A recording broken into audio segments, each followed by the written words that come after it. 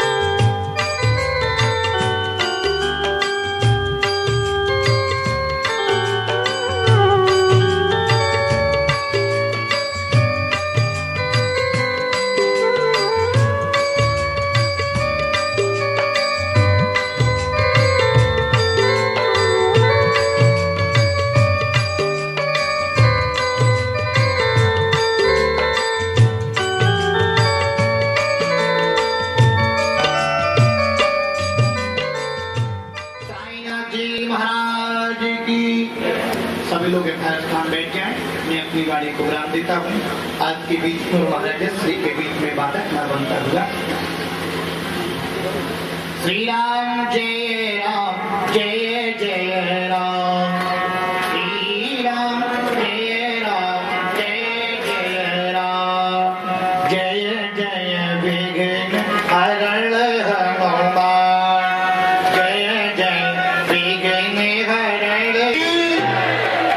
आगे वाले कह रहे जय, पीछे वाले कह रहे हैं। सुनते आगे वालों से काम, पीछे वाले भी बोले बोले यज्ञ भगवान की, श्री साईनाथ जी महाराज की, स्वामी रामानंदाचार्य भगवान की जय जय सीताराम। महाराज श्री की चरण पादुकाओं का वंदन पूजन।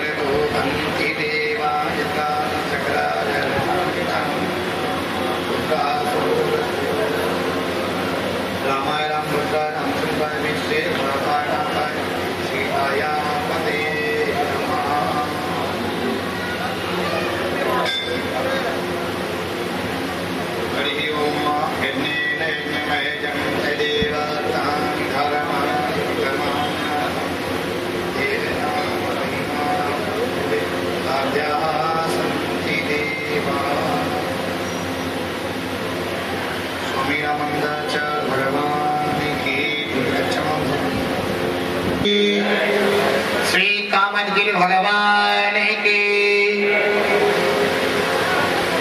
श्री सीताराम समारंभा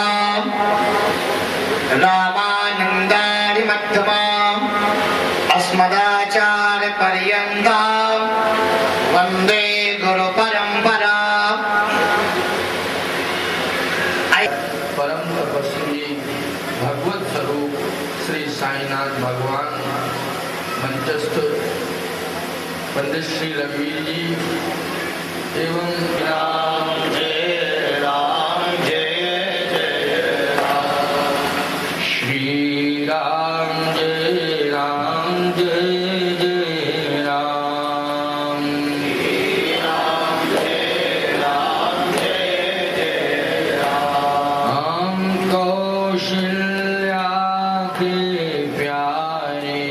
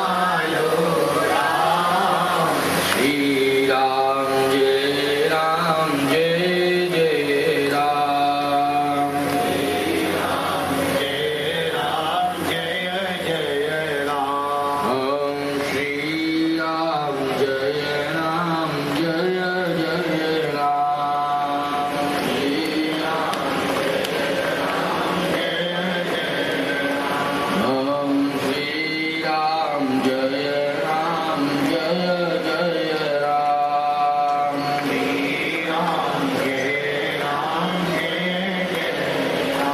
बोलिए श्री सीताराम महाराज की जय। श्री भूषण दास जी से मानस की बड़ी दिव्य चर्चा श्रवण कर रहे थे। उन्होंने भावमयी भूमिका में श्री भरत जी महाराज का चरित्र आप सबके समक्ष प्रस्तुत किया। वास्तव में कथा के मात्र 3 दिन शेष रह गए हैं। आज का दिन तो निश्चित रूप से अभी तो आप सुन रहे हैं गत होने जा रहा है, लेकिन 2 दिन ही शेष माने जाएंगे। क्यों? मेरे प्रवचन के बाद तो ये आज का दिन विश्रामित हो गया, हो जाएगा ना, 2 दिन शेष रह जाएंगे। श्रवण करके कुछ निर्णय लेंगे। क्या निर्णय लेंगे? इस देश की रक्षा के लिए, इस राष्ट्र की रक्षा के लिए हम सबको कुछ बनना है। क्या बनना है? अब इसमें हम वो नहीं बन सकते हैं जिन्होंने इस राष्ट्र को संबल दिया है, लेकिन उनके चरित्र का अनुसरण करके हम कुछ बन सकते हैं और उससे हमारे राष्ट्र का रक्षण होगा, निश्चित रूप से होगा। जैसे परिकल्पना, देश आजाद हुआ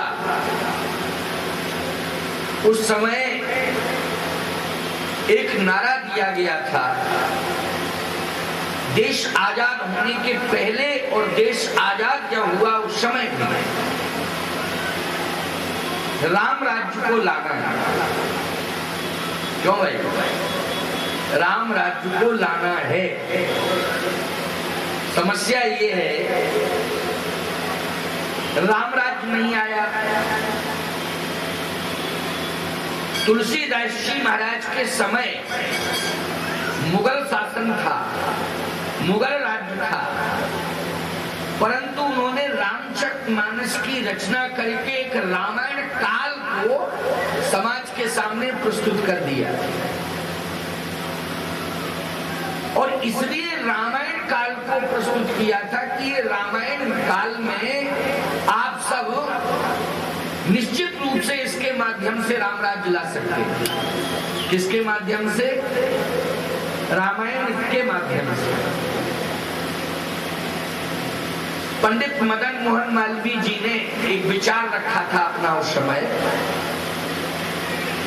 पंडित मदन मोहन मालवीय जी ने महात्मा गांधी से कहा था कि गांधी जी, आप और हम सब मिलकर के ये नारा तो दे रहे हैं कि राम राज्य को लाना है। आपके आंदोलन से, हमारे सबके सहयोग से, पूरे राष्ट्र के राष्ट्रवासियों के सहयोग से अंग्रेज तो भाग जाएंगे आंदोलन से, तो सच है। लेकिन ये जरूरी नहीं है कि आंदोलन से राम राज्य आ जाए। राम राज्य लाने के लिए हमको रामायण का सहारा लेना पड़ेगा। किसका सहारा लेना पड़ेगा? रामायण का सहारा लेना पड़ेगा। कैसे? वे राम राज्य लाने के लिए हम सबको ग्राम ग्राम में रामायण के माध्यम से राम कथाओं का आयोजन रखना पड़ेगा और रामायण के माध्यम से राम राज्य स्थापित हो सकता है, ये सुनिश्चित। इसका मतलब ये है कि रामायण में जो पात्र हैं उन पात्रों को हम समाज के सामने रखें और उन पात्रों के कर्तृत्व और व्यक्तित्व को रखें और उस कर्तृत्व और व्यक्तित्व का मूल्यांकन करके हम सब उनके चरित्र का अनुसरण करके शायद राम राज्य हासिल कर सकते हैं, सफलता को प्राप्त कर सकते हैं। अब आप देखें कि पात्र कौन है। जैसे सरल से सरल पात्र, भरत तो तुम बन नहीं सकते हो, हम चाहे जितना प्रयास करें तुम बन ही नहीं सकते हो भरत। क्यों भाई, जब हम नहीं बन पाए तो तुम क्या बन पाओगे? सही बात तो ये है, हम नहीं बन पाए भरत तो तुम क्या भरत बन पाओगे? भरत तो भरत ही है। भरत की महिमा का वर्णन जितना किया जाए उतना कमी होगा, लेकिन निश्चित रूप से हम राम राज्य लाने के लिए एक सरल और सहज पात्र बन सकते हैं, और वो पात्र को हम चुन करके ला रहे हैं। उसमें सरलता है और सहजता है, और निश्चित रूप से हम लोग वैसे बन सकते हैं, आज बन सकते हैं, विषम परिस्थितियों में वैसा बन सकते हैं, कोई कठिनाई नहीं है।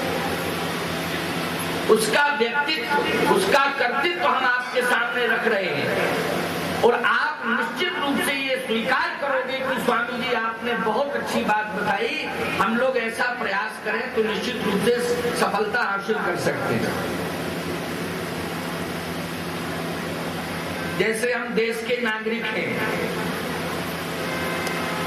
हम लोगों को राम राज्य लाने के लिए राम राज्य का नागरिक होना पड़ेगा।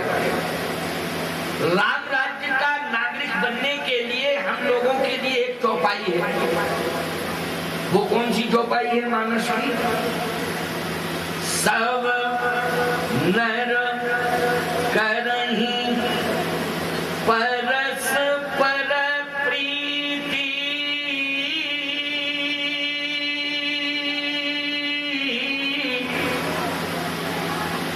परस्पर प्रीति, परस्पर प्रेम होना चाहिए समाज में, और चलहि स्वधर्म निरत श्रुति नीति। हम लोग श्रुति सिद्धांत को स्वीकार करें। अगर हम लोगों ने श्रुति सिद्धांत स्वीकार कर लिया, हम लोगों ने आपस में प्रेम स्थापित कर लिया, हम लोगों में विश्व बंधुत्व की भावना आ गई, तो निश्चित रूप से हम लोग राम राज्य लाने में सफल हो जाएंगे। आप कहो महाराज कोई पात्र बताओ ऐसा जिसके जीवन में ये सारे लक्षण एक साथ आ गए। राम राज्य को कैकेयी जी राम जी को वन भेज कर लाए। भरत जी ने भगवान की पादुकाओं को श्रोधार करके 14 वर्ष तक राज्य का संचालन किया, और भरत जी के संकल्प ने, भरत जी की तपस्या ने श्री राम को दक्षिण भारत से खींच करके उत्तर भारत में स्थापित कर दिया, और अयोध्या में श्री राम को सिंहासनासीन कर दिया। लेकिन ईमानदारी से बताओ, जरा सोचो, इसमें एक महारानी का योगदान मैं मान सकता हूँ, एक अयोध्या के राजकुमार का भी योगदान मैं मान सकता हूँ, लेकिन नागरिकों का क्या योगदान है? ये तो राजमहल से संबंधित है सब। भरत जी किससे संबंधित है बोलो भाई?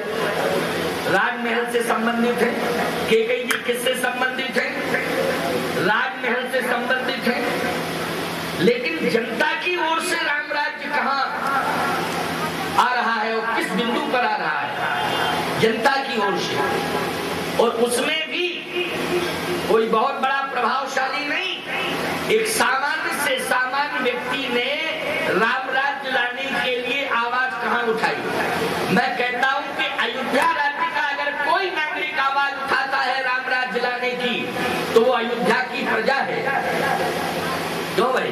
राम राज्य आना चाहिए। लेकिन अन्य राज्य का यदि कोई नागरिक कहता है कि राम राज्य ही आना चाहिए, तो मैं ये विशेषता मानता हूँ। बोलो भाई, मानता हूँ कि नहीं? और आपको मालूम होना चाहिए वो कौन सा व्यक्ति है। 3 पात्र मानस के अति विशिष्ट है, जो अलग अलग योनि को स्वीकार किए। एक मानव योनि को स्वीकार कर रहा है, एक खग योनि को स्वीकार कर रहा है, और एक पशु योनि को स्वीकार कर रहा है। आप कहोगे स्वामी जी, जैसे मानव योनि को स्वीकार कर रहा है राम राज्य का नागरिक, वो है केवट, और खग योनि को स्वीकार कर रहा है राम राज्य का सदस्य, वो है गीध। और पशु योनि में स्वीकार कर रहे हैं राम राज्य को, यद्यपि वो महादेव है साक्षात 11वें रुद्र में, वो भगवान शंकर ही वानर बन के आए श्री हनुमान जी, लेकिन आखिर वानर किस योनि में आता है? पशु योनि में आता है, वानर योनि स्वीकार। अब सोचो जरा, मानव योनि में जो केवट है वो अति सामान्य है, बोलो है कि नहीं अति सामान्य, और जाति में भी निम्न है, बोलो है कि नहीं जाति में निम्न। खग योनि में सबसे अत्यधिक निम्न यदि माना जाता है तो वो क्यों भाई, कौन माना जाता है? गीध माना जाता है कि नहीं?